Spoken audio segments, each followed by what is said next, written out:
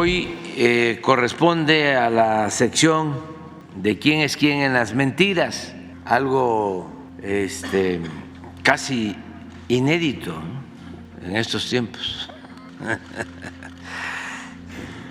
Y Elizabeth nos va a exponer sobre el resumen de cómo se miente en los medios convencionales, ¿no?, de información, que realmente son de manipulación.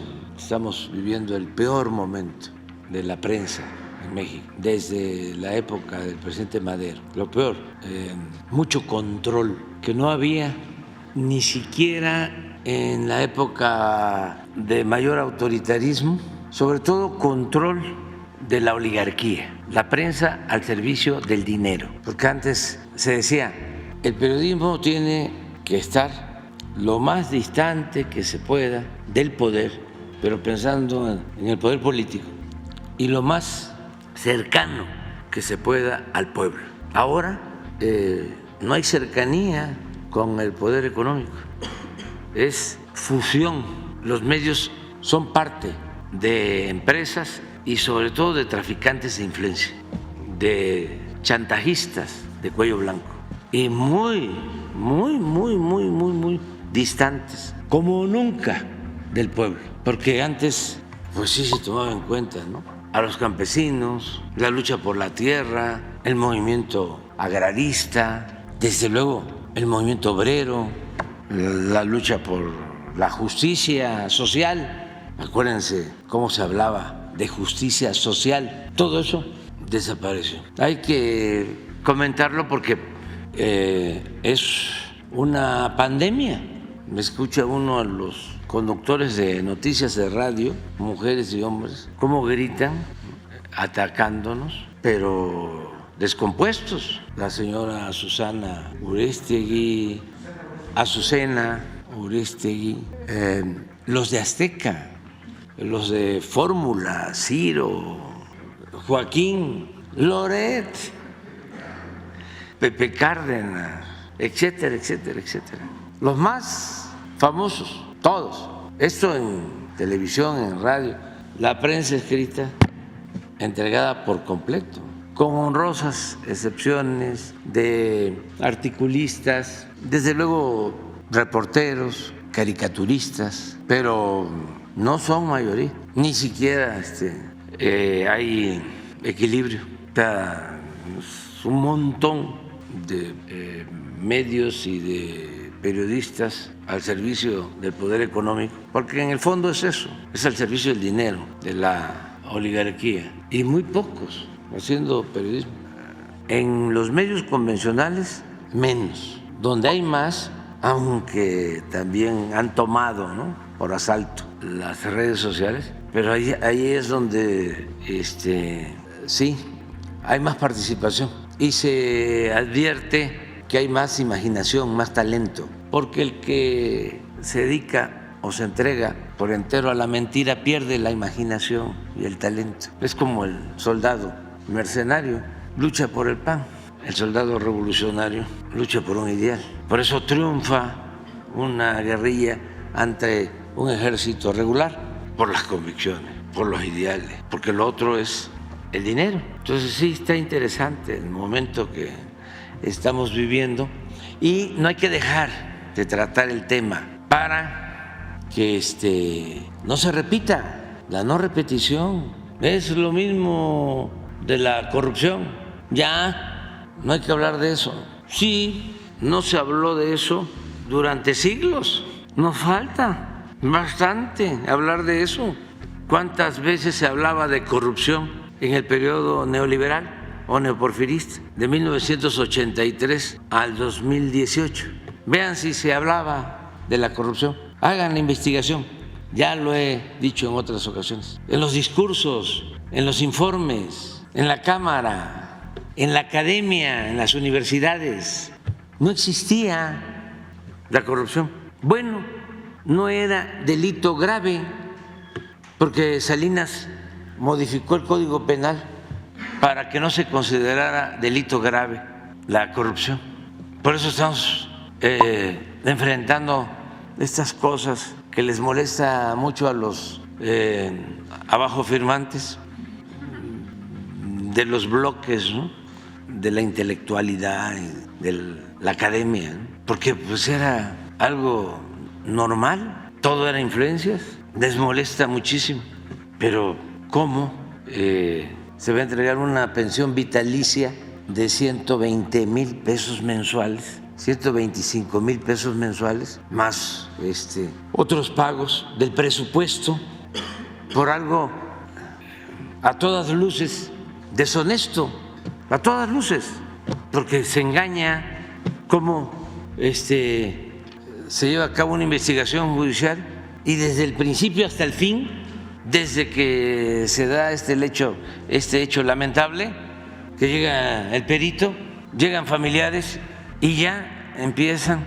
a decir fue un suicidio, porque como se trata de una investigación que inicia, siempre se piensa que pudo ser un homicidio, pero los mismos familiares dicen no, fue suicidio, y aparece en el acta y el peritaje habla de eso desde el inicio, pero hasta el final, cuando se decide 4 o 5 meses después que termina todo el proceso, se resuelve el no ejercicio de la acción penal por escrito, porque es suicidio. Pero ya para entonces, por influencias, desde luego, en las alturas, ya Pemex había pagado todo, como si se tratara de un accidente. Y los defensores intelectuales igual de deshonestos, en vez de solicitar que la autoridad competente resuelva y se aclare eso, no, piden que se respeten los datos personales. Cuando si se trata de un acto de corrupción, pues no se puede mantener en secreto. O sea, está permitida la corrupción siempre y cuando no los cachen. Si los cachan, se comete el delito de dar a conocer datos personales. ¿Y cómo terminamos nosotros como autoridad sabiendo de un acto de corrupción? Como cómplices, como encubridores. Todo ciudadano que sabe de un acto de corrupción tiene el deber de denunciarlo para no ser encubridor, para no ser cómplice. Y así tenemos que actuar para que entre todos no regrese esa peste que tanto dañó a México, la corrupción. Y lo tenemos que hacer entre todos, no con la hipocresía, no con el cinismo, sino de verdad con transparencia, que es una regla de oro de la democracia. Eso es interesante que se siga ventilando, y otras cosas. Cero corrupción, cero impunidad, y nada de que a mí sí me corresponde y a los demás no. ¿Cómo le van a dar pensión a los adultos mayores? Pónganlos a trabajar. Eso fue lo que dijo Fox cuando iniciamos, en el tiempo que fui jefe de gobierno, lo del apoyo a los adultos mayores. Y yo no digo mentiras. Esa fue su reacción. Pero tampoco es algo extraño. Así piensan los conservadores. Y no son pocos, son millones. Pónganlos a trabajar. Ah, sí. ¿Cómo les vas a dar 100 pesos diarios a los adultos mayores? ¿Cómo les vas a dar 3,000 pesos mensuales? A mí sí, si soy expresidente, me corresponden de pensión 5 millones de pesos mensuales. Pero eso es legal, es normal. Los medios de información, de manipulación, parte de la misma mafia de poder, guardando silencio. Y en este caso, sí, 125,000 pesos mensuales. Y en otros casos, de quienes pasan 6 meses, 1 año, por una institución financiera, el Banco de México, Banobras, y su pensión. ¿Y saben por qué hablo así? Porque yo fui jefe de gobierno, y cuando fui jefe de gobierno reduje sueldos de los altos funcionarios públicos. Yo ganaba la mitad de lo que ganaba el anterior jefe de gobierno, pero no solo eso, ganaba yo el equivalente a lo que ganaba un director de área del gobierno federal, en aquel entonces 70,000 pesos. Pero no había seguro médico especial, se quitó, no había caja de ahorro. Durante todo el tiempo que fui jefe de gobierno no se compró un vehículo nuevo, nunca salí al extranjero. Entonces, por eso, pero eso que les estoy contando tiene 24 años. No, ¿sí? Y desde entonces, y por eso puedo hablar, porque, si me hubiesen liquidado cuando fui jefe de gobierno y me hubiese yo llevado, así como los de la Suprema Corte, ¿no? Los de enfrente, mi fondo de ahorro, ¿tú qué hablas? Se burlaban, sí, pero para poner el ejemplo, usé un suru,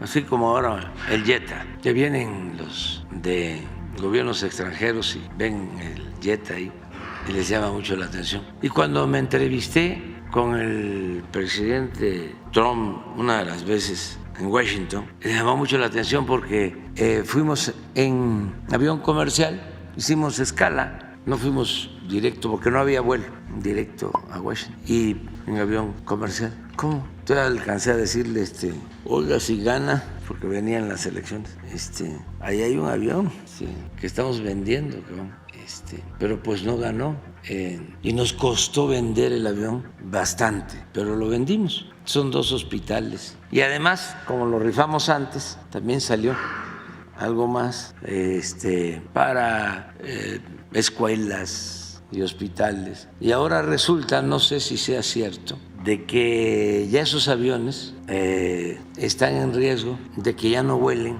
por algunos problemas que tienen. Fíjense de la que nos libramos, que ya no puedan volar. Pero ese es otro asunto. Ya te quité mucho tiempo. Bueno. Con su permiso, señor presidente, buenos días a todas, a todos. Esta es la sección ¿Quiénes quieren las mentiras de la semana? Hoy es 8 de mayo del año 2024 y de acuerdo a la introducción que hizo el presidente hace un momento, vamos a hablar de este tema, de cómo los que se sentían dueños de México se escandalizan cuando se revelan ejemplos de corrupción y tráfico de influencias. Muchos casos de corrupción alcanzan a una celebridad, tanto que marcan épocas en las que surgen. Pero cuando un caso de corrupción alcanza a quien se presenta como paladín anticorrupción, se vuelve un escándalo mayor. La presidenta de Mexicanos a favor de la corrupción y la impunidad, María Amparo Casar, recibió indebidamente de Petróleos Mexicanos durante 20 años una pensión y un seguro que sumaron 48 millones de pesos. En octubre de 2004 falleció su esposo, Carlos Fernando Márquez Padilla García. Se quitó la vida en las instalaciones de Pemex. Aunque el dictamen pericial concluyó que se privó de manera voluntaria de la vida, en Pemex actuaron en ese tiempo como si se tratara de un accidente y establecieron una pensión de 125,000 pesos mensuales para Amparo Casar. Debido a una denuncia, Pemex revisó el caso de Márquez Padilla y la pensión de Amparo Casar. En febrero de 2024 se le suspendieron los pagos por prestaciones y se realizaron las denuncias contra quienes participaron en las instancias correspondientes. Estos son los hechos. En respuesta, la presidenta de Mexicanos a favor de la corrupción asegura que no sabía que su marido se quitó la vida, ya que dice que siempre pensó que habría sido un accidente de trabajo. ¿No les parece extraño? Porque es difícil creer que cuando sus abogados pidieron cambiar el dictamen pericial para que se estableciera que el fallecimiento fue por un accidente de trabajo y no por suicidio. Es una ironía que quienes en los últimos años alegan tener el monopolio de la verdad y del combate a la corrupción, la realidad es otra, que estén implicados en actos de corrupción. Tras la revelación, salieron a opinar intelectuales de la derecha, políticos conservadores, periodistas y representantes de esa sociedad civil que no sabemos qué significa, pero que no representa al pueblo de México. Hasta comediantes, imagínense. Se escandalizaron por la difusión de datos personales y atacaron al presidente de la República. Hay que decir, muchas de esas aseveraciones fueron mentiras, ofensas y ataques sin fundamento. Pero, ¿qué creen? Así, guardándose, por complicidad, no sabemos, no dijeron una sola palabra sobre la corrupción denunciada. Estuvieron muy activos, ustedes los vieron, el exministro de la Corte, José Ramón Cosío, la señora, mucho texto que no podemos mencionar en esta conferencia, Dolia Esteves, Héctor Suárez Gómez, Juan Omar Fierro, Ricardo Alemán, por supuesto, Pablo Magluf. Y hay que decir una cosa, para aclarar esto, bueno, más bien, primero vamos a otro hecho que sucedió, porque ellos fueron los que desencadenaron el nado sincronizado en contra del presidente, pero pues por supuesto que no dijeron ni una sola palabra sobre los actos de corrupción. El INAI, rapidísimo, así, nada, pues terminó la conferencia y unas horas más tarde informó que inició una investigación de oficio por la divulgación de datos personales contenidos en diversos documentos del expediente del caso Márquez Padilla. Lo contradictorio de este caso, de este anuncio que hace el INAI, es que la Ley General de Datos Personales, en sus artículos 112 y 115, dice a la letra: no podrá invocarse el carácter de reservado cuando se trate de información relacionada con actos de corrupción de acuerdo a las leyes aplicables. Esto desmiente que se revelaron datos personales de manera indebida, porque los actos que denunció el director de Pemex son de corrupción, son actos de corrupción que deben ser investigados, y en eso van. También lo que reveló el director de Pemex es un acto de tráfico de influencias, delitos, decía yo, investigados por las autoridades competentes. Más tarde, la asociación dirigida por Casar y fundada por Claudio X González Jr. emitió una carta firmada por muchos personajes de la oposición, periodistas, los que llamamos abajofirmantes, como Lorenzo Córdoba y Ciro Murayama. Ustedes recordarán que estos dos personajes no solamente son opositores al gobierno del presidente Andrés Manuel López Obrador, sino también fueron consejeros del INE, un INE demasiado opaco. Raúl Trejo, José Goldenberg, Enrique Krause, Leonardo Curcio, Héctor Aguilar Camín y Ciro Gómez Leiva. ¿Les parece raro que ellos sean los abajofirmantes? A nosotros no. Las respuestas no se hicieron esperar. Miren, después de esto siempre hay una luz al final del túnel y hay personajes en las redes sociales que forman su propio criterio y publican cosas como estas. Gracias a Jorge Barrientos, que escribió: ojalá que con la misma vehemencia que defienden la pensión de 120,000 pesos de Amparo Casar, defendieran la de los ancianos que cobran 6,000 pesos. Y es absolutamente cierto, ellos nunca se han pronunciado a favor de los programas sociales ni por la vejez digna, pero sí por una señora que se enriqueció presuntamente con el dinero del pueblo de México. Hasta aquí lo expuesto para que cada quien forme su criterio sobre los hechos. Y vamos a exponer también sobre este caso qué pasó en las redes sociales, sobre todo en la red social X. Más del 80% de las cuentas que defendieron a Amparo Casar también participan en la campaña de #NarcoPresidente. En la última semana, tras darse a conocer el caso de corrupción de la presidenta de Mexicanos a favor de la corrupción, se lanzó una campaña en redes sociales para apoyarla y atacar al presidente. Estas son, estamos viendo en la pantalla, las principales cuentas que apoyaron en X a Casar. Ustedes las están viendo, hay algunos personajes que por supuesto no podemos mencionar, pero a los que sí es a Claudio X González, Emilio Álvarez y Casa, Jorge Triana, Mexicanos a favor de la corrupción, Sociedad Civil MX, y decía yo, es un largo etcétera, pero estas fueron las 10 principales cuentas con más alcance que apoyaron a Casar. y atacaron al presidente. Lo más interesante de esto es que 8 de cada 10 cuentas que defendieron a Amparo Casar en redes también impulsaron la etiqueta de narcopresidente en las últimas semanas. Aquí vamos a ver la gráfica. Imagínense, y queda muy claro que la guerra sucia continúa, aunque ya no tiene efecto, hay que decirlo. No sabemos, aquí están, la próxima por favor, están todos los hashtags que han promovido.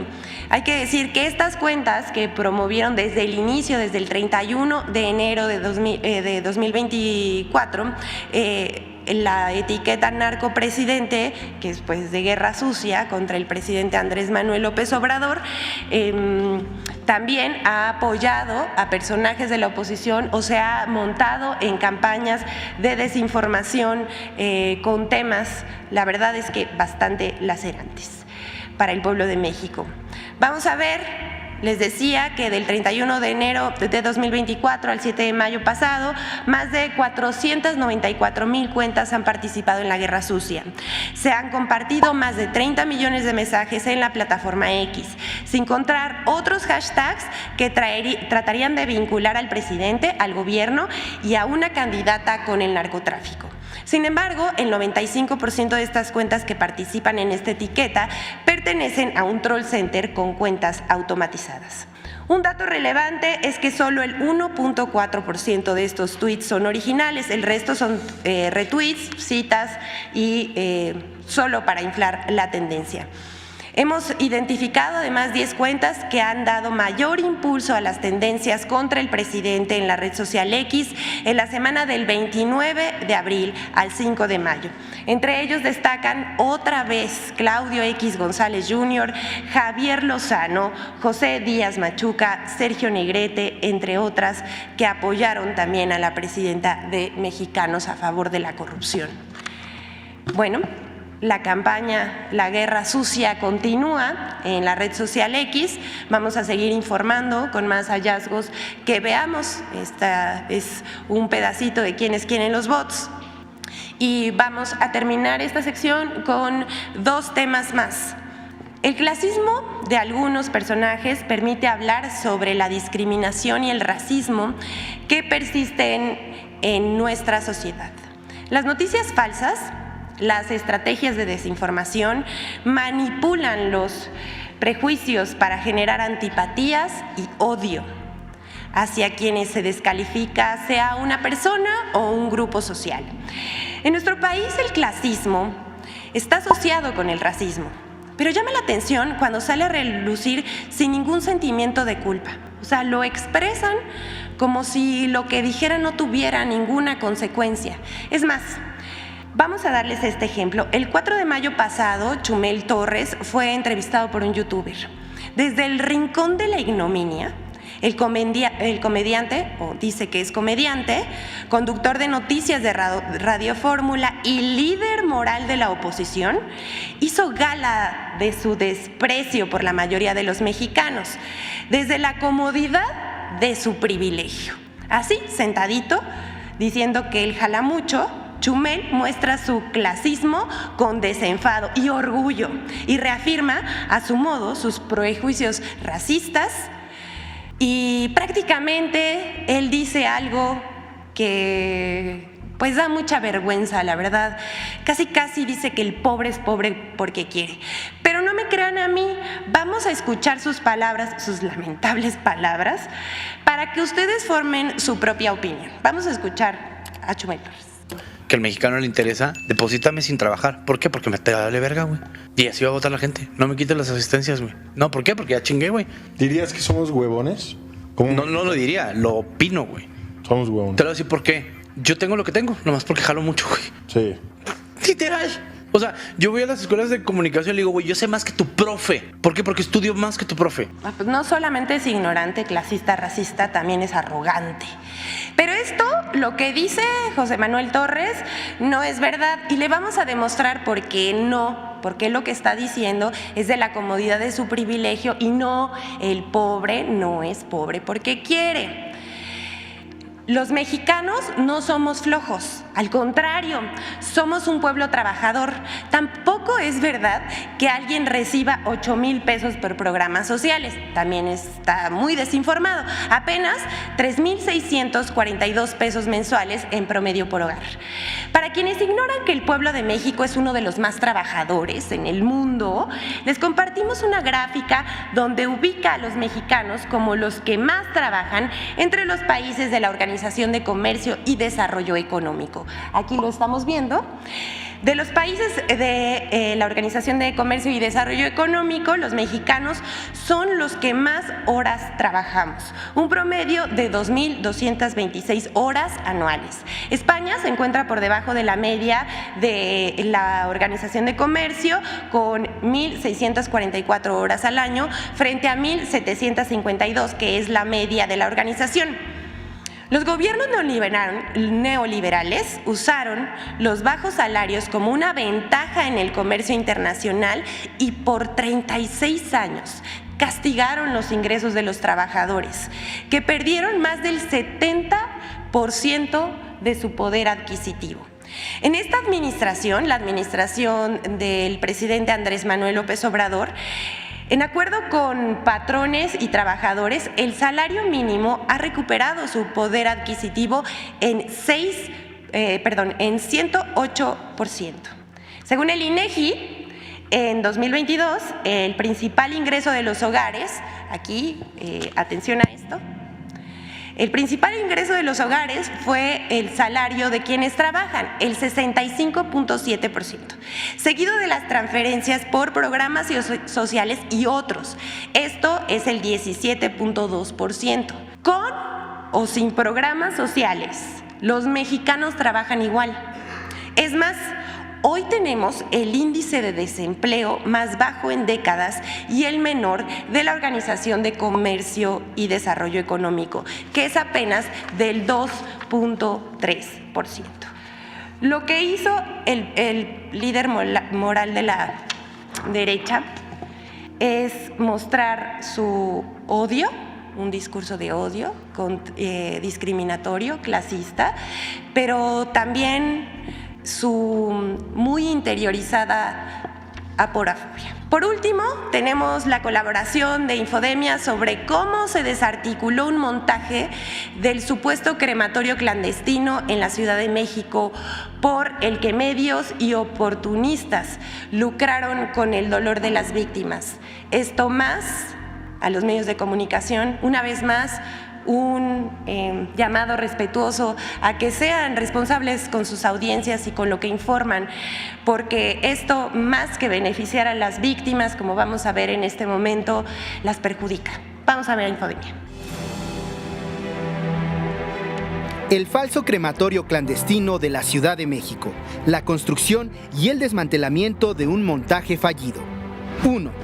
Desde el 30 de abril, en una extraña sincronización, 807 notas y piezas transmitidas en televisión, radio y medios digitales dieron por verídico el hallazgo en la Ciudad de México de un presunto crematorio clandestino de restos humanos, únicamente con la declaración de Cecilia Flores. Alerta ADN 40, Ceci Flores, Cecilia Flores, fundadora del colectivo Madres Buscadoras de Sonora, en redes sociales informó sobre el hallazgo de restos humanos. La lideresa de las Madres Buscadoras de Sonora, Ceci Flores, reportó el hallazgo de un crematorio clandestino entre las alcaldías Iztapalapa y Tláhuac en la Ciudad de México, en el cual se encontraron restos humanos. La buscadora, la madre buscadora Ceci Flores, quien pues lleva una lucha importantísima en este país, pues buscando a los desaparecidos, anunció en sus redes sociales que encontraron restos humanos en la Ciudad de México. Ceci Flores hoy hizo un nuevo hallazgo, pero no en Sonora, no en Zacatecas, lo hizo en plena Ciudad de México. Después de recibir una denuncia anónima, localizó un crematorio clandestino en la zona de minas ubicada en los límites entre Iztapalapa y Tláhuac. Había ropa de las víctimas, había identificaciones. Las Madres Buscadoras denuncian que encontraron un crematorio clandestino con vestigios de mujeres y niños en la Ciudad de México. Vaya hallazgo macabro, de Ceci Flores y las incansables, las imparables madres buscadoras no solamente localizaron restos humanos, sino un crematorio clandestino en la Ciudad de México, en los límites entre Tláhuac e Iztapalapa. Estaremos platicando largo y tendido de esta historia de terror y vamos a platicar también con Ceci Flores, la madre buscadora, la activista que es la que destapa este cementerio clandestino. 2. Al día siguiente, la Fiscalía General de Justicia de la Ciudad de México desmanteló el montaje al informar que, de acuerdo con los resultados de los dictámenes antropológicos realizados científicamente, los 14 elementos óseos encontrados en el lugar señalado como de origen son de origen animal, particularmente de la especie canina, y ninguno de ellos corresponde a persona alguna. Además, las personas titulares de las identificaciones halladas en el falso crematorio se encontraron vivas y con buena salud. 3. A pesar del desmentido oficial, continuó el uso político y mediático de la activista Cecilia Flores, mientras que los medios de comunicación minimizaron las voces de otros colectivos de búsqueda de la Ciudad de México, los cuales no fueron informados por Cecilia Flores del presunto hallazgo, y también minimizaron la política de búsqueda en vida de los desaparecidos y no en fosas imaginarias. En medio del delirio necrofílico, el conductor de noticias de N+, Enrique Acevedo, publicó en su cuenta de X un mensaje dedicado a sus colegas. Los medios de información también estamos obligados a rendir cuentas. Ayer, docenas de periodistas difundieron información falsa y editorializaron sobre algo que no habían verificado directamente. Hoy deberían consignar su error y admitir, cuando menos, que se precipitaron al hablar de un crematorio clandestino en Iztapalapa. Infodemia. Está en juego la credibilidad de los medios de comunicación con este tipo de publicaciones. Es cuanto, señor presidente. Buenos días.